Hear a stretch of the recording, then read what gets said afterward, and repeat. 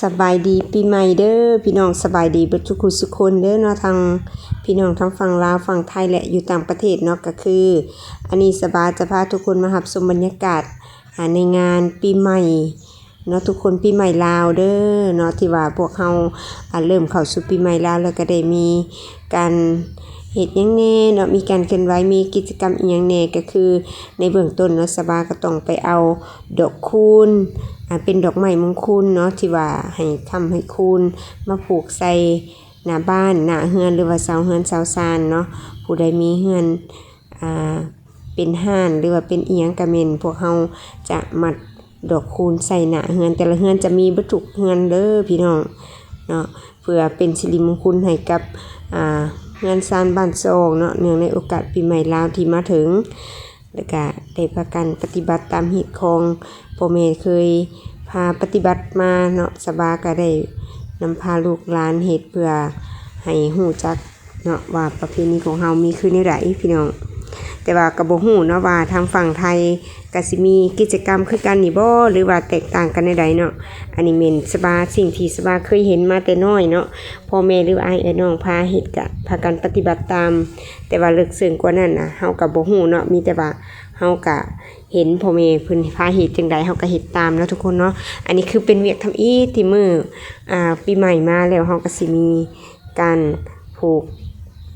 แขนหรือว่าเขาเอิ้นว่าผูกดอกคูณเนาะใส่เสาเฮือนเสาซานแบบนี้พี่น้องแต่ว่าก่อนหน้านี้เนี่ยแม่นพวกเฮาก็ได้พากันไปร่วมงานเนาะเพื่อเป็นการบายสีสู่ขวัญหรือว่าผูกคอต่อแขนอยู่ตามโรงลาโรงการหรือว่าอยู่ตามเฮือนซานบ้านซองญาติพี่น้องเพื่อนมิตรสหายเนาะหมู่คู่ที่ว่ามีการทำลาบายสีสู่ขวัญเพื่อต้อนรับโศกขับไซให้อยู่ดีมีแฮงเนาะสุขกายสุขใจเนื่องในโอกาสปีใหม่ที่มาถึงอันนี้จะเป็นฮิตของประเพณีของชาวลาวเฮาเนาะแต่ละคนก็สิมีการผูกคอต่อแขนแต่ละทุกเกือบทุกเฮือนเนาะอิงตามเงื่อนไขของผู้ใดมีเงื่อนไขเฮ็ดน้อยเฮ็ดใหญ่ซำใดก็พากันเฮ็ดตามเนาะทุกคนอันนี้ก็แม่นตัวที่2แม่นพวกเฮาก็เอาผ้าลงเนาะทุกคนเนาะตอนนี้แม่นสบาแต่งขันเพื่อจะสมมัติสมมาพระพุทธรูปที่อยู่ในเฮือนในศาลเนาะเป็นพระพุทธรูปที่เฮาเคารพนบไหว้เป็นสักการะบูชาประจำบ้านประจำเฮือนแม่นเฮาได้มีการแต่งขันหาแล้วก็ดอกไม้ดอกคูณดอกจำปาใบคูณใบยอเนาะที่สบาเอามาแต่งขันขอคารวะสมมาแล้วก็ขอนิมนต์เพิ่นลงมาสงฆ์เนาะในโอกาสปีใหม่แม่นขอสงฆ์พระพุทธรูปเพื่อเป็นการล่างสวยเนาะแก้ขี้หูขี้ตาให้สว่างไสวเพื่อให้นำความสิวิไลมาสู่ครอบครัวเนาะทุกคนเนาะอันนี้ก็เป็นคำสั่งสอนของพ่อแม่ที่ว่าเฮาเคยฮู้กันมาแล้วก็เลยปฏิบัติตามเนาะเฮาก็สิมีขันหาเนาะพี่น้อง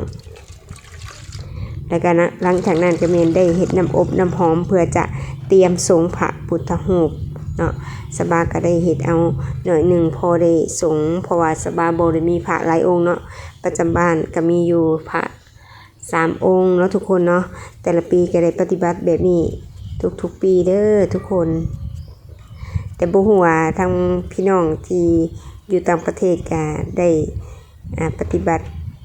อาจจะมีการแตกต่างกันเนาะทางด้านวิธีการเฮ็ดอิหยังเขาเอิ้นว่าการตกแต่งขันหรือว่าการปฏิบัติเนาะแต่ว่าหลักๆก็แม่นก็ต้องมีพิธีสงฆ์พระพุทธรูปประจำบ้านอยู่แล้วเนาะทุกคนเนาะ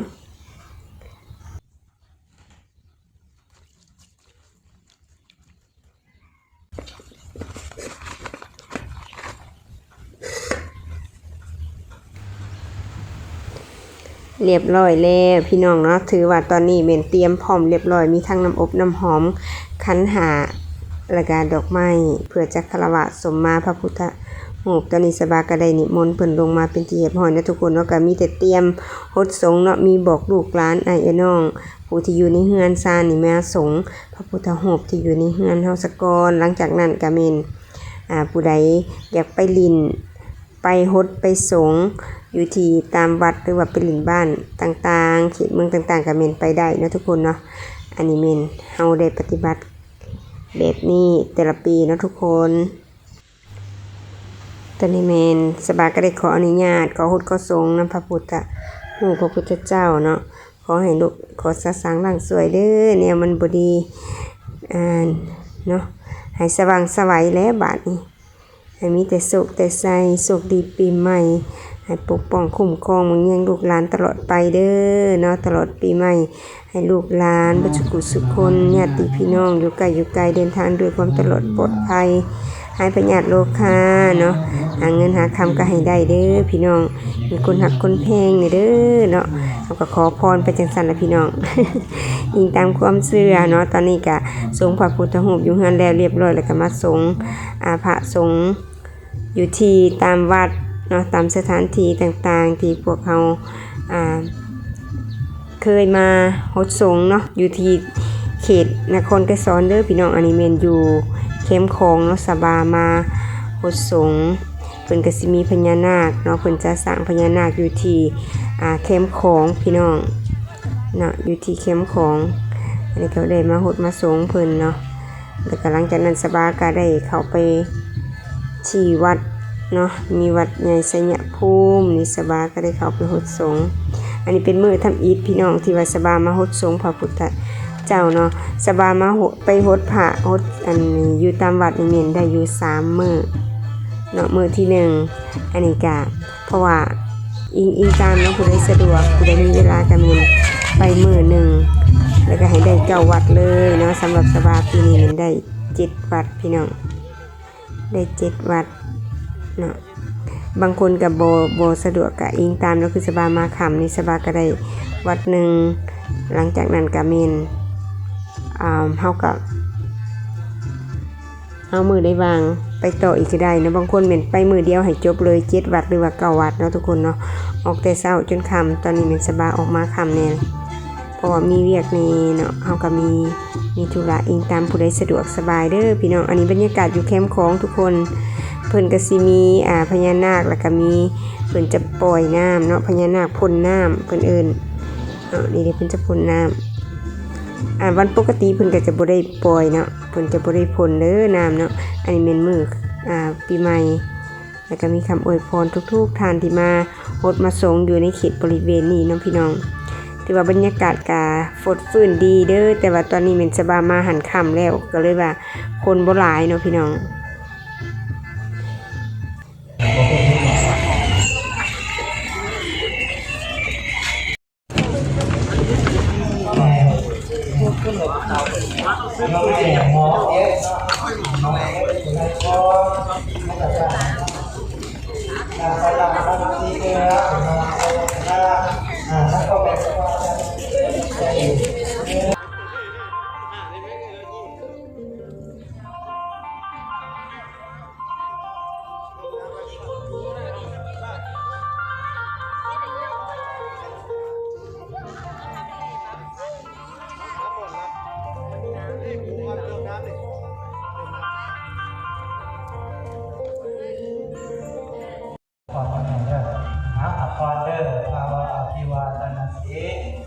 สานิจังอุทาปจายโนจัตตาโรธรรมาวัฏฏติอายุวันโนสุขังพระลังน้ำอยู่ที่นี้อยู่เย็นเป็นสุขอยู่ดีมีสุขทุกกายสุขใจความเจ็บอย่าแสดงความไก่อย่าสูงนี้ปีใหม่ป่าใหม่นี้มีแต่ความสุขความเจริญปราศจากทุกข์โศกภัยเด้อเอาสาธุสาธุ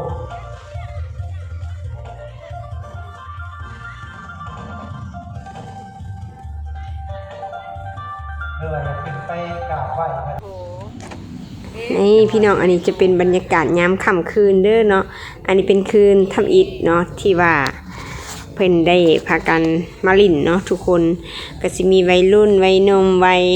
ที่มักม่วนเนาะผู้ใดมันร้อนแดดนะพี่น้องกลางเวรเป็นแดดเนาะเพิ่นก็เลยพากันออกมาลิ่นตอนค่ำๆยามกลางคืนอันนี้เขาเอิ้นปกติกะเส้นทางอันนี้เขาเอิ้นเส้นทางอีหยังเนาะแบบว่าคล้ายคือกันกับถนนข้าวสารอยู่ที่เมืองไทยหั่นน่ะเนาะแต่ว่าเพิ่นยังได้ปล่อยรถให้เขาได้เพราะว่าผู้คนที่ลิ่นอยู่นี่ก็แม่นท่าฮด ถ้าหดน้ำใส่รถใส่หยังเนาะเพราะว่าคนก็ยังบ่ได้หลายบ่ได้ติดรถสามารถแล่นไปได้อยู่เพราะว่าอันนี้แม่นสบามาตอนดึกๆเด้อพี่น้องแต่หัวค่ำตอนนี้ก็สิหลายกว่านี้อยู่เนาะตอนนี้แม่นเวลา 11 โมงที่ว่าสบาเข้ามาเนาะเพราะว่ามาแต่เฮือนเอื้อยแล้วก็พากันผ่านมาเส้นนี้มาเบิ่งบรรยากาศแต่ตอนกลางเว้นนี่สบาก็บ่ได้มาเลยพี่น้องเนาะพาทุกคนมารับชมบรรยากาศยามค่ำคืนเด้อเวลา 23 นาฬิกาตอนนี้เนาะมาตอนนี้ก็ยังคนบ่หลายปานใดเฮาบ่ได้เปิดแว่นเพิ่นก็สิเอาแป้งเอาหยังมาทาใส่แว่นรถเนาะพี่น้องเนาะอันถ้าเฮาเปิดแว่นหรือว่าไผขี่รถกระบะนี่ก็สิม่วนเด้บรรยากาศเนาะแต่ว่าผู้ใดมีเวลาเพียงพอก็แม่นมาลิ้นได้คือสบานี่ยังมีหลายทางไปเนาะก็เลยว่าบ่ได้มาลิ้นเต็มที่ยังบ่เคยมาลิ้นอยู่จุดนี้จักเทื่อพี่น้องมีแต่ผ่านแบบนี้เนาะบ่เคยมาลิ้นแซ่บ่เคยมาดื่มเหล้าดื่มเบียร์อยู่นี่จักเทื่อเนาะบ่ฮู้ปีใดสิได้มีโอกาสมาดื่มน้ำเพิ่นเด้อ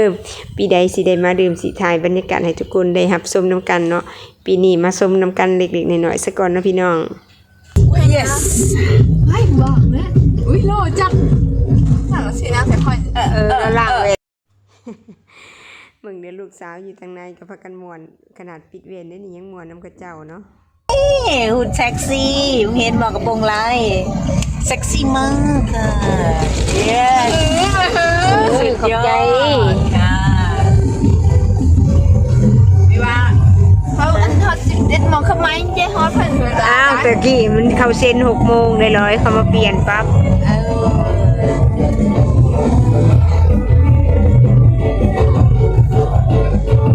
รอช้า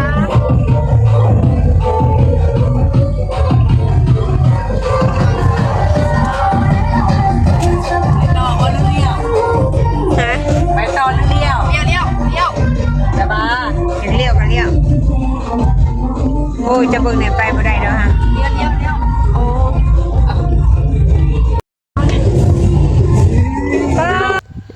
นี่อันนี้ก็สิเป็นบรรยากาศอยู่บ้านนาเด้อพี่น้องบรรยากาศที่ว่าสบายกับไอ้น้องพากันเมื่อบ้านเกิดเนาะพากันเมื่อสมมาทั้งพ่อแม่และก็น้าสาวน้าบ่าวน้าไผ่เนาะที่อยู่บ้านก็เพราะว่าอันเพื่อเฮาสิได้เมื่อหั่นน่ะเป็นมื้อที่2เนาะปีใหม่มื้อที่2ที่พวกเฮาได้พากันเมื่อบ้านเมื่อสมมาผูกคอตะแขนให้เพิ่นแต่ว่าผูกแขนน่ะแม่นเฮาบ่ได้เฮ็ดเป็นงานใหญ่เพราะว่าผ่านมาแม่นสบายได้เฮ็ดผูกแขนให้พอจุบแล้วเนาะเฮ็ด3 ปีเรียนแล้วก็ถือว่าแล้วอันนี้แม่นเฮาสมมาพากันเมื่อเยี่ยมเมื่อยามแล้วก็พากันสงเพิ่นเนาะก็พากันจัดอยู่ที่กลางเดินเลยพี่น้องเอาบรรยากาศแบบบ้านๆห่มไม้เย็นๆเนาะและหลังจากที่ว่าลูกหลานก็หลายเด้เนาะมาปีนี้แม่นครบหน้าครบตาเลยถือว่าน้องแม่นมาเบิดทุกคนปีนี้ถือว่าดีเนาะแต่ละปีแม่นจะบ่ได้ครบมาบ่ครบกันเนาะพี่น้องปีนี้หันมีทั้งลูกหลานแล้วก็แต่หลานนี่ก็ยังบ่ครบยังบ่เบิดมายังบ่เบิดเนาะยังอยู่ 2-3 คนอันหลานเล็กหลานน้อยเนาะก็พากันมาสมมาหดมาสงเพิ่นเพื่อให้อยู่ดีมีแฮงเนาะล้างหายพยาธิโรคาส่งท้ายปีเก่าต้อนรับปีใหม่มีแต่สุขแต่ใสหลังจากนั้นมีการหดสงแล้วก็ผูกคอต่อแขนให้พ่อให้แม่แล้วก็พ่อแม่เพิ่นก็ผูกแขนให้ลูกให้หลานตอบอีกได้เพื่อจะอันให้ลูกหลานนี่สุขดีปีใหม่เนาะพากันสุขพากันเฮงพี่น้องบรรยากาศแบบนี้ก็มีความสุขถ้าผู้ใดบ่ได้เมื่อนี่ก็โอ้แบบว่าบ่สบายใจเนาะมีหรือบ่มีก็ต้องพากันขอดใส่เมื่อหนะปีใหม่แต่ละปีมันต้องได้เมื่อเนาะคือปีนี้มันสบายก็ได้เอาอันน้ำหวานเอาข้าวปุ้นเนาะเมื่อสู่สุมเพิ่นพันธุ์ถือว่าเฮ็ดงานอันเล็กๆน้อยๆในครอบครัวพี่น้องบรรยากาศแบบว่าเห็นหน้าเห็นตากันก็ดีใจอบอุ่นแล้วพี่น้องมีได้ส่งจะลาแต่เจ้าทางแต่มีเด้อที่จะไปหาจ้างเราเจ็บจะได้ไม่ได้ต้องหาจ้างเราตาอยู่มาไปมาอยู่นอนแล้วว่า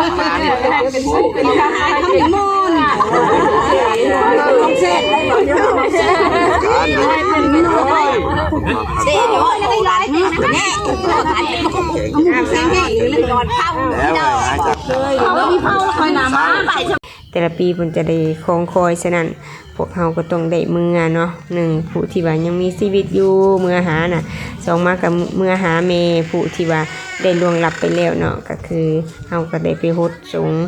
พระธาตุทั้งแม่เฒ่าแล้วก็แม่เนาะพากันไปเบิดอันนี้มันเป็นน้องของสบาเบิดเลยเด้อพี่น้อง หลายบ่เป็นน้องสบามีทั้งหมดอยู่7คนเด้อนี่นะพี่น้อง กินน้ำหอม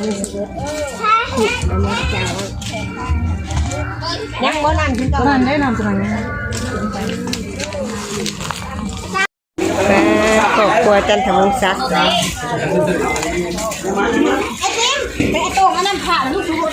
ส่งแล้วแหละยังทาดอันนี้เด้อเห็นว่าก็ได้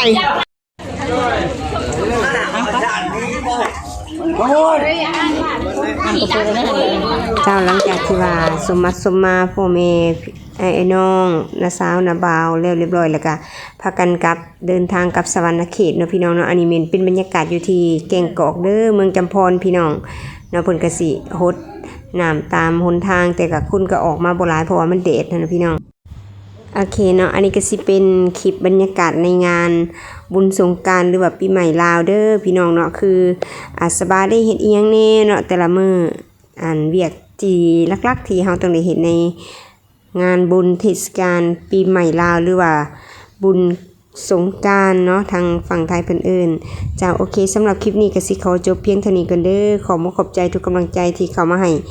กำลังใจเด้อขออวยพรใจให้ทุกท่านจงมีแต่ความสุขกายสบายใจโชคดีปีใหม่เด้อพี่น้องบ๊ายบาย